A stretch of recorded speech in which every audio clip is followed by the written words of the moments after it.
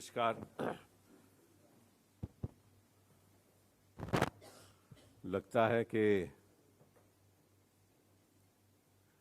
इस देश में माफिया ने एग्जामिनेशन सिस्टम को कंट्रोल कर लिया है।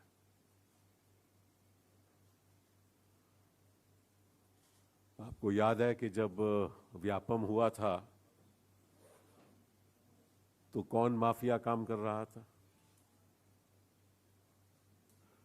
कौन कौन लोग पैसे देकर और लोगों को इम्तिहानों में बैठा रहे थे। कैंडिडेट कोई और था और इम्तिहान देने वाला कोई और था, और पैसे का लेन देन हो रहा था। उसमें आहिस्ता आहिस्ता वो भी सामने आएगा कौन कौन बड़े बड़े लोगों के नाम थे। एसएससी का रिक्रूटमेंट का स्कैम, वो भी माफिया, वहां भी माफिया। और अब सीबीएसई में स्कैम।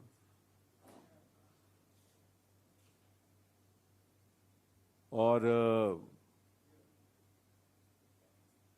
इस बारे में प्रधानमंत्री जी मौन है, चिंतित नहीं है क्या?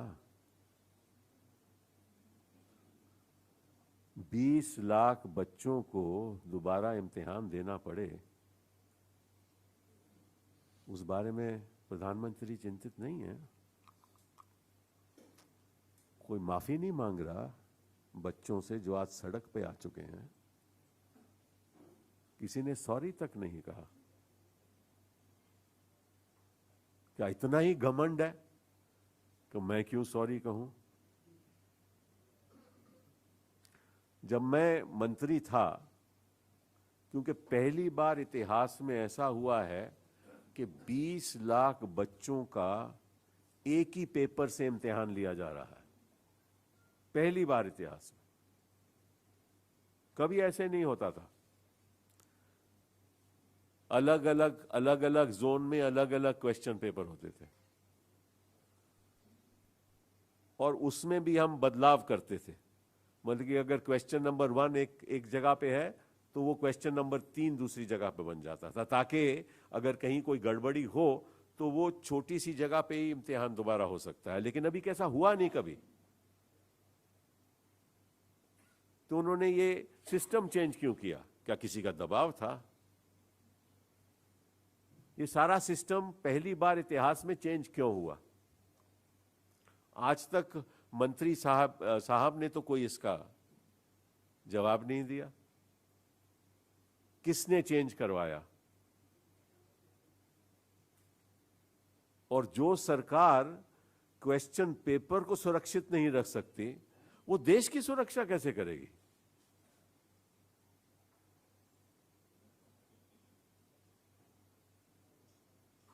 हर जोन में अलग अलग पेपर होते थे। नॉर्थ ईस्ट में अलग होता था, दिल्ली में अलग होता था, और पूरी सुरक्षा के साथ इम्तिहान होता था। कभी ऐसा नहीं हुआ कि दिल्ली में कोई लीक हो जाए और उसके बारे में कोई मंत्री जिम्मेदारी भी ना ले।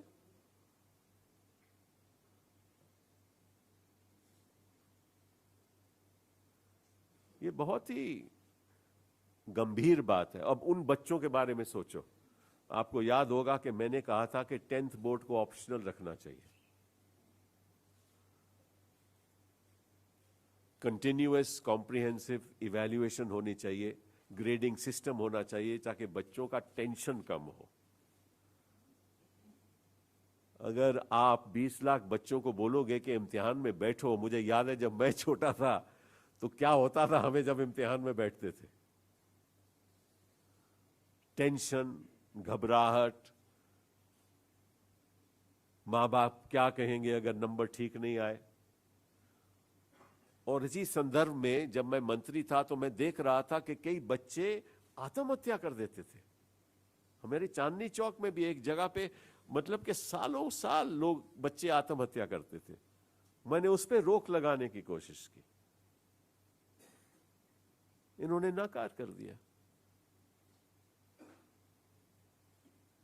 अब दोबारा बच्चे इम्तिहान में बैठे, उसकी टेंशन, और बच्चों की केवल टेंशन नहीं, मां बाप की टेंशन भी बहुत बढ़ती है।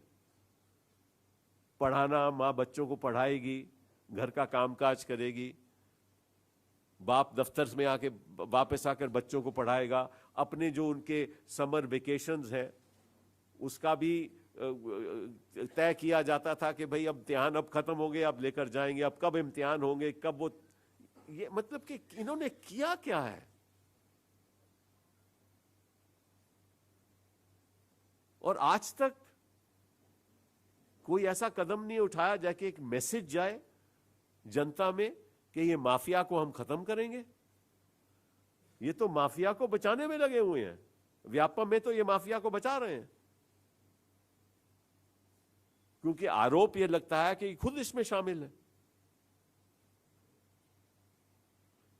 तो जो सरकार और सरकार के प्रतिनिधि और कुछ लोग सरकार में माफिया से जुड़ जाएं, और अभी तो मुझे खबर मिली है कि बिहार में कहा गया है कि 25,000 रुपया दिया गया था एक पेपर के लिए, 25,000 रुपया। तो शिक्षा में हो क्या रहा है। अभी उत्तराखंड में क्या हुआ आपको मालूम है कि जो मेडिकल इंस्टीट्यूशन में सालाना फीस 6 लाख होती थी, उन्होंने इसको बढ़ा के 23 लाख कर दिया एक साल के लिए। दूसरी जो 7 लाख की फी थी उसको 20 लाख कर दिया। तो जो बेचारे बच्चे लोन लेकर 30-40 लाख रुपया खर्च करते थे अपने 5 साल की फीस का, वो आज 1 करोड़ से ज्यादा हो गई। कौन सा ऐसा परिवार है जो 1 करोड़ का लोन लेकर अपने बच्चे को पढ़ाएगा। ये सरकार कर क्या रही है। उत्तराखंड में तो इन्हीं की सरकार है ना भैया, ये क्यों ऐसा कर रहे हैं, क्यों बोझा डाल रहे हैं हर आम आदमी के ऊपर, हर आम एक फैमिली के ऊपर जिनके पास इतना साधन ही नहीं है कि वो बच्चे को पढ़ा सकें। और बच्चे प्रोटेस्ट कर रहे हैं, यहां जंतर मंतर में प्रोटेस्ट कर रहे हैं, वहां वो कॉलेज के बाहर और जहां जहां भी ये लागू किया है वहां भी प्रोटेस्ट कर रहे हैं, क्योंकि ये उनके साथ जो एस्टैब्लिशमेंट है यूनिवर्सिटीज की, कॉलेजों की, उनके साथ से जुड़े हुए हैं।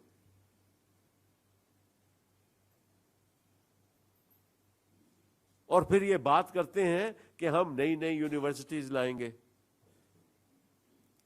अभी इन्होंने कहा कि हम वर्ल्ड क्लास यूनिवर्सिटीज, ऐसी हम हायर एजुकेशन में ऐसी संस्थाओं को कहेंगे, कुछ ऐसी चंद संस्थाएं, उनको कहेंगे कि आप जितनी मर्जी फीस चार्ज करनी है कर लो। अरे भैया, जो यहां आम आदमी है उसके माता पिता तो इतना कमाते ही नहीं, वो पैसा कहां से देंगे।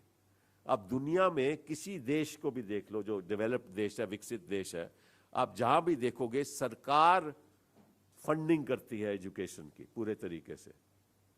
जर्मनी में पूरी हायर एजुकेशन फ्री है।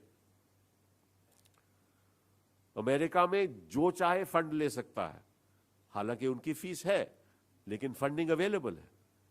यहां ना तो सरकार फंड करेगी और ना परिवार के पास पैसा होगा। और कहते हैं कि टीचर को सैलरी होगी ग्लोबल सैलरी। तो अगर ग्लोबल सैलरी होगी अध्यापक को, तो उसका भाड़ा तो बेचारा स्टूडेंट ही बढ़ेगा ना। तो ये पता नहीं कौन सी दुनिया में रह रहे हैं। अरे जब ऐसा है ना, मुझे ऐसा लगता है कि जब सारे देश में अंधेरा हो जाए तो चौकीदार भी सो जाता है।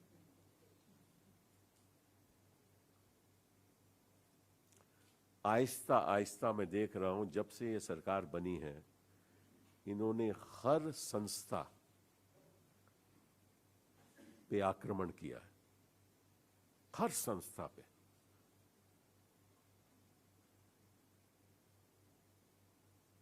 पहले तो मुझे याद है प्रधानमंत्री जब शुरू में आए और उन्होंने मत्था टेका, जब संसद में उन्होंने कदम रखा तो मत्था टेका और कहा कि मैं इसकी जो मर्यादा है उसका कभी उल्लंघन नहीं करूंगा। रोज के रोज उल्लंघन होता है। कौन सी मर्यादा। आप तो नो ट्रस्ट मोशन पे भी, नोटिस पे भी बहस नहीं होने देते। और हर जो बिल है जो मनी बिल नहीं है, जहां राज्यसभा में चर्चा होनी चाहिए, उसको आप मनी बिल कहला के राज्यसभा में चर्चा ही नहीं होने देते ताकि हम वोट ना कर सकें। और अब जब आप पार्लियामेंट में आते हो प्रधानमंत्री जी, आप सवालों का जवाब भी नहीं, सवाल लेते ही नहीं, जवाब की तो बात की बात रही। तो काहे को आपने मत्था टेका? तो इन्होंने पहले तो पार्लियामेंट की इंस्टीट्यूशन को बर्बादी की ओर ले जा रहे हैं, उसके बाद मीडिया, मीडिया और जुडिशरी दो ही ऐसे स्तंभ हैं जो लोकतंत्र को बहाल रख सकते हैं, लोकतंत्र की रक्षा कर सकते हैं। दो ही ऐसे स्तंभ हैं। एक तो इन्होंने ज्यादा तौर पे मीडिया हाउसेस को कैप्चर कर लिया। ऐसे भी हमारे शेर लोग हैं, आज भी रिपोर्टर लोग तो सभी शेर हैं, पर ऐसे भी शेर लोग हैं कुछ चैनल्स के लोग जो आज भी संघर्ष कर रहे हैं ताकि जो मर्यादा होनी चाहिए मीडिया की, उसको खत्म नहीं होने दे रहे। लेकिन कुछ हद तक, काफी हद तक मीडिया हाउस को इन्होंने कैप्चर कर लिया।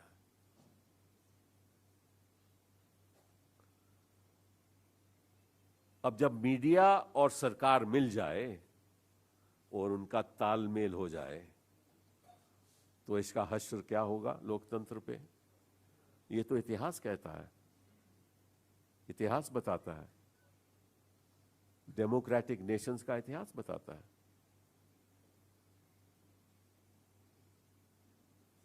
जब डिसमेंटलिंग हुई कम्युनिस्ट यूएसएसआर की, इसीलिए हुई कि सारी ताकत एक पार्टी के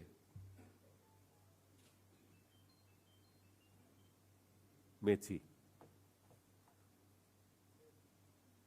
दूसरी संस्था जिसके ऊपर ये लगातार प्रहार कर रहे हैं वो है जुडिशरी।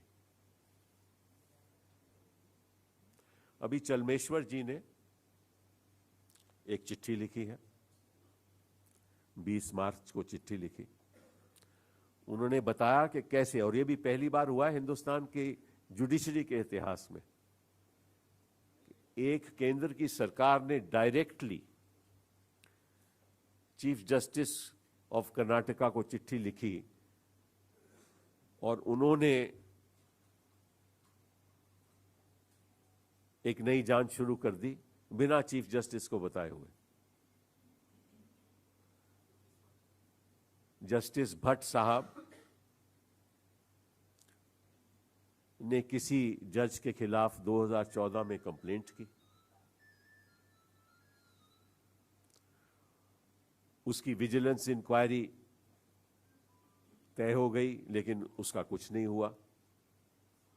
2016 में जिस जज के खिलाफ कंप्लेंट की उन्होंने अपना इस्तीफा देने का फैसला किया और फिर वो इस्तीफा वापस ले लिया। इस बीच क्या हुआ कि भट्ट साहब जो सेशंस कोर्ट में थे, उनका रिकमेंडेशन हाई कोर्ट जज बनने का आया तो कोलिजियम से नाम क्लियर हो गया और सरकार को चले गया। उस समय जो चीफ जस्टिस साहब थे वो टीएस ठाकुर साहब थे। 2 बार नाम भेजा गया क्योंकि जज बनने से पहले जिसके ऊपर आरोप था उन्होंने कंप्लेंट की, उस जज ने कंप्लेंट की। कंप्लेंट की जानकारी हुई तो हाई कोर्ट चीफ जस्टिस वहां एसके मुखर्जी थे, उन्होंने जब सारी जानकारी ली तो कहा कि ये कंप्लेंट बेबुनियाद है, इट इज कंकॉक्टेड। उस आधार पे रिकमेंडेशन हो गई, 2 बार रिकमेंडेशन हो गई। और आपको मालूम है कि जब दूसरी बार रिकमेंडेशन हो तो सरकार, केंद्र सरकार कुछ कर ही नहीं सकती, जज को नियुक्त करना पड़ता है। तो क्या हुआ, इन्होंने डायरेक्टली चिट्ठी chief justice, present chief justice justice Maheshwari को कर्नाटका में लिख दी कि ये कंप्लेंट आई है, उसकी जांच होनी चाहिए। ये पहली बार इतिहास में हुआ है, पहला कभी नहीं हुआ। तो चलमेश्वर जी ने चिट्ठी लिखी कि ऐसा क्यों हो रहा है, और उन्होंने ये भी कहा कि अगर जुडिशरी और केंद्र सरकार में तालमेल हो गया तो लोकतंत्र का बचाव नहीं हो सकता। मीडिया और केंद्र सरकार का तालमेल हो जाए, फिर जुडिशरी और केंद्र सरकार का तालमेल हो जाए तो बचेगा क्या?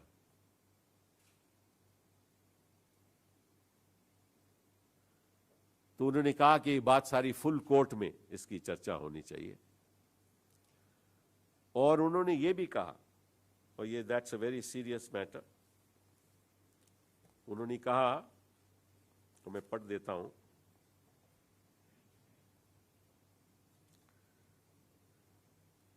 asking the High Court to re-evaluate our recommendation in this matter has to be deemed improper and contumacious. A long time ago, an idealist without knowing the ways of the world has said this: the accumulation of all powers, legislative, executive, and judiciary, in the same hands, whether of one, a few, or many, and whether hereditary, self-appointed, or elective, may justly be pronounced as the very definition of tyranny. Naive as it may sound, that was James Madison in the Federalist paper number 47. तो सरकार अगर अपने हाथों में judiciary ले ले, वहां interfere करने लगे और मीडिया ले ले, तो फिर बचेगा क्या? और ये भी उन्होंने आश्चर्य दिखाया कि चीफ जस्टिस महेश्वरी साहब ने सरकार का साथ क्यों दिया, केंद्र सरकार का? अगर आपको दोबारा जांच ही करवानी थी तो केंद्र सरकार को चीफ जस्टिस ऑफ इंडिया को लिखना था ना कि भैया इसकी दोबारा जांच होनी चाहिए। उन्होंने कोलिजियम को नजरअंदाज कर दिया, इस लॉ मिनिस्ट्री ने। Chief justice of India present को भी नजरअंदाज कर दिया और डायरेक्टली चिट्ठी लिखी चीफ जस्टिस महेश्वरी को, और उसने मान ली। उसने मानी कैसे? तो इसी तालमेल की बात चलमेश्वर साहब कर रहे हैं।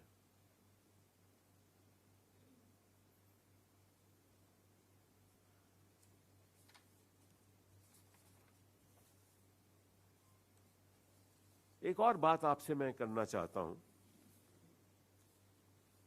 वो ये है कि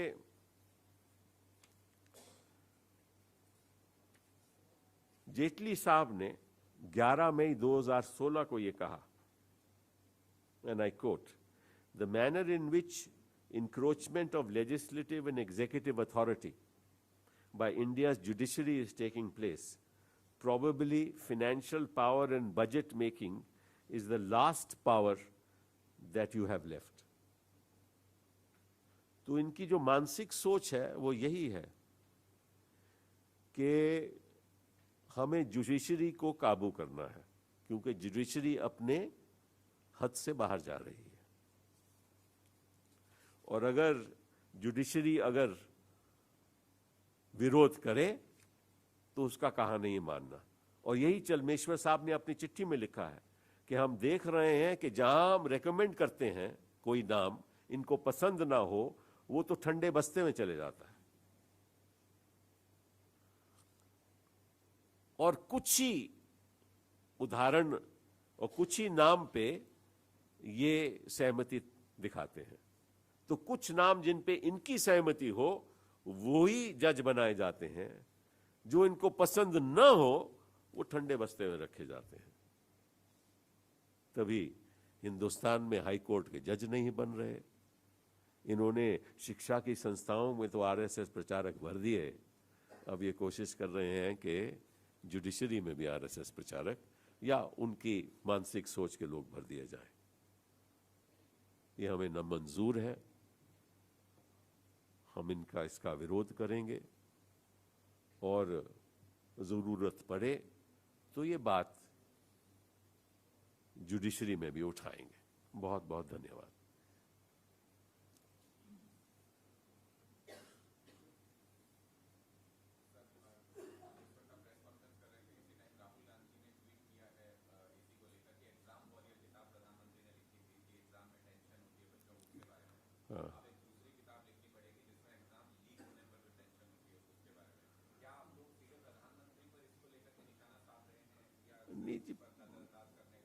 नहीं, देखिए ऐसा है कि देखिए पिछले 4 साल में हो क्या रहा है। हम क्यों आज प्रधानमंत्री जी की बात करते हैं, क्यों करते हैं? क्योंकि प्रधानमंत्री जी ने इस देश को इतने सपने दिखाए, इतने सपने दिखाए, और आज जमीन पे क्या हो रहा है मुझे आप बताइए। कोई एक वर्ग इस सरकार से खुश है? कोई एक वर्ग खुश है इस सरकार से? किसान देखो तो बिना वस्त्र के यहां वो प्रोटेस्ट कर रहे थे और कोई उनको मिलने नहीं गया। 30-40 हजार किसान महाराष्ट्र में मार्च की, साइलेंट मार्च। उनको इन्होंने आश्वासन दिया, पालन करेंगे या नहीं ये मैं नहीं जानता। किसान को अपना एमएसपी नहीं मिल रहा, आत्महत्याएं बढ़ रही हैं, क्राइम रेट बढ़ रहा है, ठीक है ना। लोग अपने जो अस्पताल में जो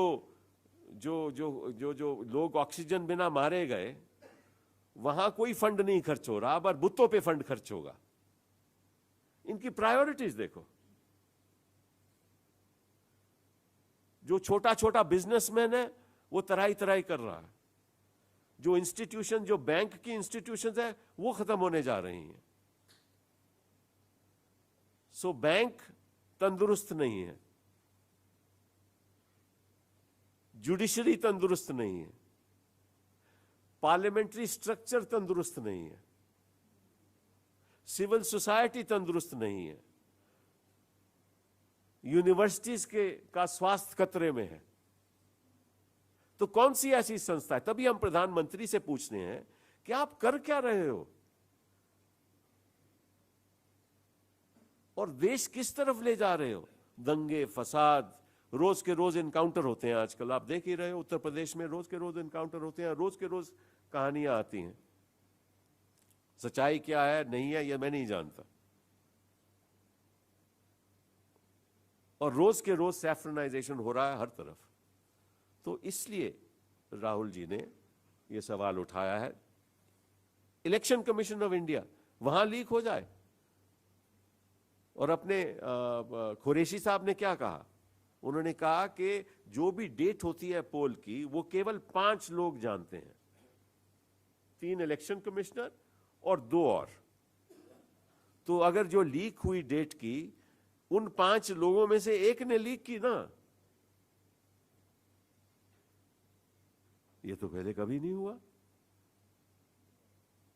तो इलेक्शन कमीशन की स्वायत्तता खत्म हो रही है। तो रही किसकी? तो ये सवाल इसीलिए वहां लीक हो गया। आधार का डेटा लीक रोज के रोज हो रहा है और सीबीएसई में लीक हो रहा है, एसईसी में, एसएससी में लीक हो रहा है। तो लीक की जो प्रक्रिया है, लीक का जो सिस्टेमिक पॉलिसी डिसीजन है, उसके बारे में प्रधानमंत्री जी को लिखना चाहिए ना। आप just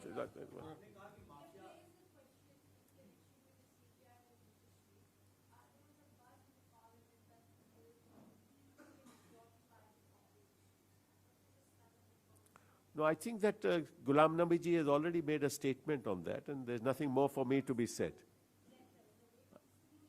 No, I'm just saying that this is something that Ghulam Nabi ji has already made a statement on, and I don't want to say anything more on that. Yes, sir, you were asking a question.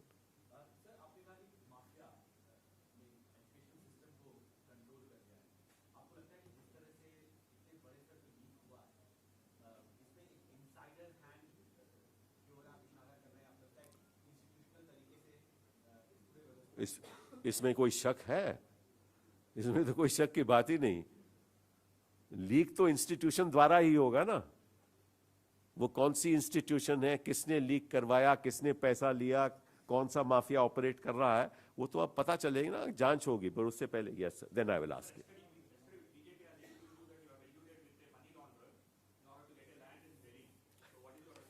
I'll tell you the response of the South African website that they relied upon.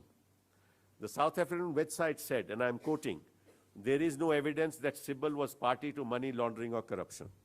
Are you proceeding against the BJP? That is the case. Don't worry about it. When I will proceed, I will proceed. But I'm just saying how selective they are. That very website on which Smriti relied says this. So they chose not to read it. Yes, ma'am. हाँ, वही website जिसके आधार पे स्मृति जी ने कल press conference किया और op India ने का आर्टिकल छपा, उसी साउथ अफ्रीकन साइट ने ये कहा कि there is no evidence that Sibal was party to money laundering और करप्शन. कि मेरा कोई ऐसे कोई रोल नहीं है किसी भी गलत काम पे. उन्हीं ने ही कहा, साउथ अफ्रीकन साइट ने, और वो प्रिंटेड है. और इन्होंने ये बात नहीं कही, और साथ में उन्होंने ये भी कहा there is no evidence to suggest Sibal interfered in Goyal's case, जिसका वो आरोप लगा रहे थे कि मेरा कोई लेना देना नहीं है. उसी साइट ने कहा. लेकिन फिर भी मुझे प्रेस कॉन्फ्रेंस क्यों हुई ये तो वही जानते हैं लोग. Yes ma'am.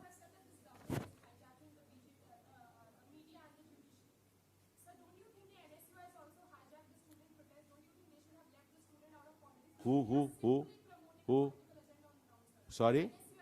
Let me tell you another thing. No student comes on the streets unless it hurts him. Please understand the pain of the student. Don't make allegations like this. No student, no mother and father will allow a student to come to the street unless the family is not hurt. And please understand the tension going in the tension in the family. These people don't understand that. और खास तौर पे उन मंत्रियों को समझना चाहिए जिनके दिल में ममता है.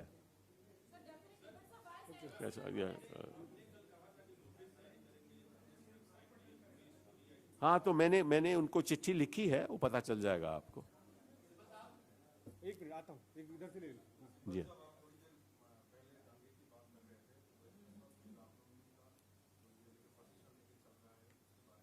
सुप्रियो साहब ने क्या कहा? ऐसे इस्तेमाल कभी कोई शब्द कर सकता है कि I will skin them alive? ये कोई कहने की बात है? आप मंत्री हो, आप ऐसे जगह पे जा रहे हो जहां दंगे फसाद की संभावना है, आप वहां उसको इनकरेज कर रहे हो, और फिर आप ऐसे शब्द इस्तेमाल कर रहे हो, और फिर प्रधानमंत्री जी चुप है. भाई, the whole case, what is it that they are trying to do in West Bengal? Ramnavami के वक्त क्या हो रहा था? कौन पिस्तौल लेकर जा रहा था वहां प्रोसेशन में? ये मतलब कि ये देश, मुझे प्रधानमंत्री जी को क्या चाहते हैं हिंदुस्तान की जनता से? देश का ढांचा या बदलना चाहते हैं तो सच बता देना देश को कि मैं बदलना चाहता हूं. फिर मत्था टेकने की क्या जरूरत है? यस.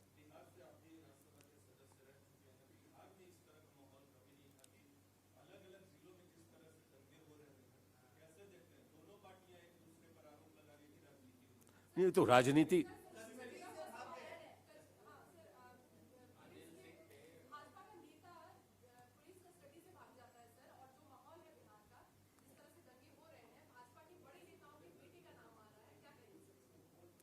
देखो ऐसा है कि हम जानते हैं कि सारे हिंदुस्तान में कौन दंगे कराता है. आप भी जानते हो, मैं भी जानता हूं. यूनिवर्सिटीज में कौन दंगे कराता है, आप भी जानते हो, मैं भी जानता हूं. और आज तो नीतीश जी ने कह दिया उनको भी जरा थोड़ी घबराहट हो रही है कि मैं कहां फंस गया. ठीक है ना? तो मैं को बोलूंगा नीतीश जी से, जब परिवार छोड़ के आदमी जाता है ना, तो पता चलता है कि दूसरे परिवार में प्रॉब्लम क्या है. हाँ, तो उनको तो हर जगह राहुल गांधी दिखता है ना आजकल. साक्षात है राहुल गांधी जी. हर जगह राहुल जी ही दिखते हैं। उनको तो प्रधानमंत्री जी को देखना चाहिए ना हर जगह। Sir, we want to elaborate this impeachment issue because that you appeal in the many cases, even you are not appeal this to appeal the Booker case also in the Supreme Court. Which appear? Booker case. In the cooker case. Because I know I was going to be cooked.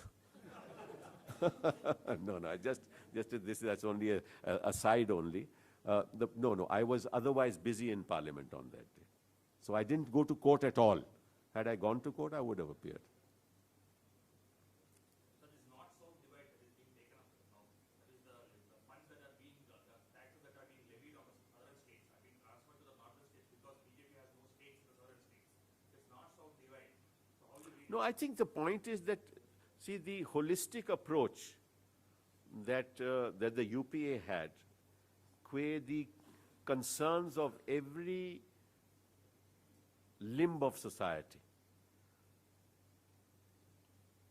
and to approach all issues in a holistic, cohesive manner, to try and protect anybody who is being discriminated against, is completely given a go by this government. This government is moving since 2014 on an agenda. And the agenda, without my having to say so, is clear to everybody in this country what that agenda is, right? And the Prime Minister is the leitmotif. He is the force behind all this. Why? Because it is no longer the BJP that is in power. It is the RSS that is in power. The fight is with the RSS now. And the RSS stands for a different India. Right? Now we object to that concept of a different India. We want an India that is yours and mine and everybody's, not an India that is theirs. That's the difference between us and them. Thank you.